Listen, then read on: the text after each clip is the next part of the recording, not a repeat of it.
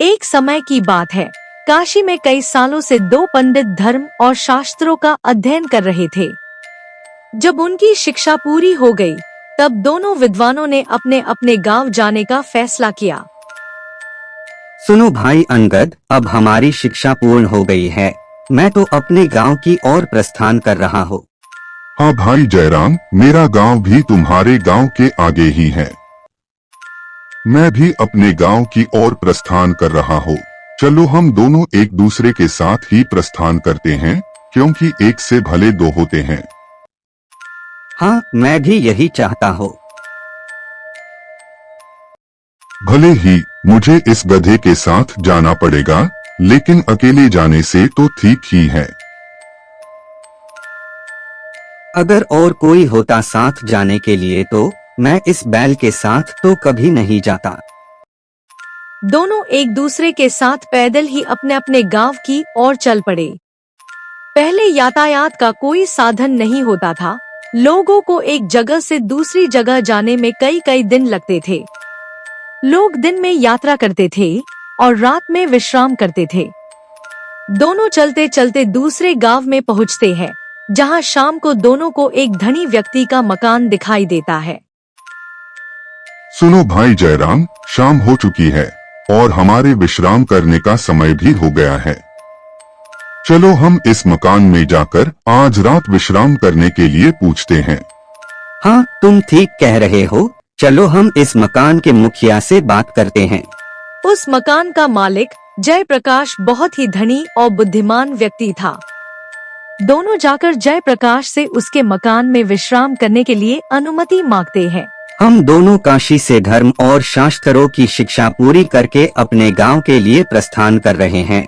अब शाम हो चुकी है और विश्राम करने का समय भी हो गया है। क्या आज रात हमें आपके इस सुंदर मकान में विश्राम करने का स्थान मिल सकता है? क्यों नहीं महंत जी, इसमें पूछने की कोई जरूरत नहीं। ये तो मेरा सौभाग्य है कि आप जैसे महंत आज मेरे यहाँ पधारे हैं। जयप्रकाश दोनों के रहने की व्यवस्था करवाता है। जयप्रकाश को दोनों के हाव भाव देखकर पता चल जाता है कि ये दोनों एक दूसरे की कोई इज्जत नहीं करते। जयप्रकाश दोनों से बारी बारी करके एक दूसरे के बारे में पूछता है। महंत जी, मुझे जरा अपनी और अपने साथी की शिक्षा के बारे में कुछ बताइए। हम दोनों ने काशी में एक साथ ही धर्म और शास्त्रों की शिक्षा का अध्ययन किया है। मुझे तो अपनी शिक्षा का संपूर्ण ज्ञान है, लेकिन जयराम तो एक नंबर का गधा है, उससे अभी भी कुछ नहीं पता। ठीक है महंत जी, मैं अब चलता हूँ। आप थोड़ी देर में भोजन करने के लिए आ जाना। महंत जी, मुझे जरा अपनी और अपने साथी की शिक्षा के बारे में कुछ बताइए।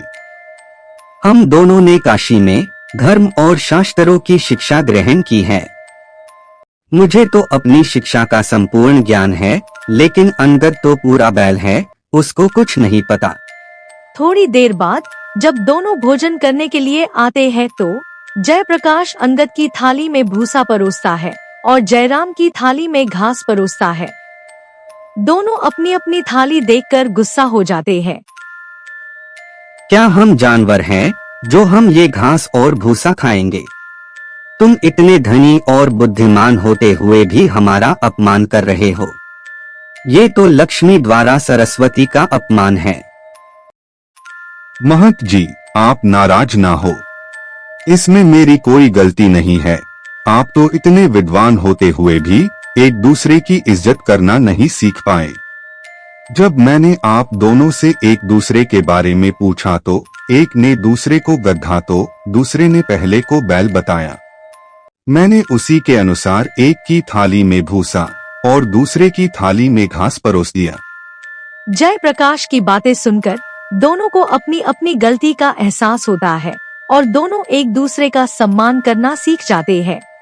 भले ही हम दोनों ने अपनी शिक्षा पूर्ण कर ली हो, लेकिन आज आपने हमें एक दूसरे का सम्मान करना सिखाया है। आपका बहुत बहुत धन्यवाद। इसके बाद जयप्रकाश दोनों को स्वादिष्ट भोजन करवाता है। दोनों भोजन करके विश्राम करते हैं और सुबह होते ही दोनों एक दूसरे के साथ खुशी खुशी वहां से प्रस्थान करते हैं। हमें कभी अपने साथी का अपमान नहीं करना चाहिए।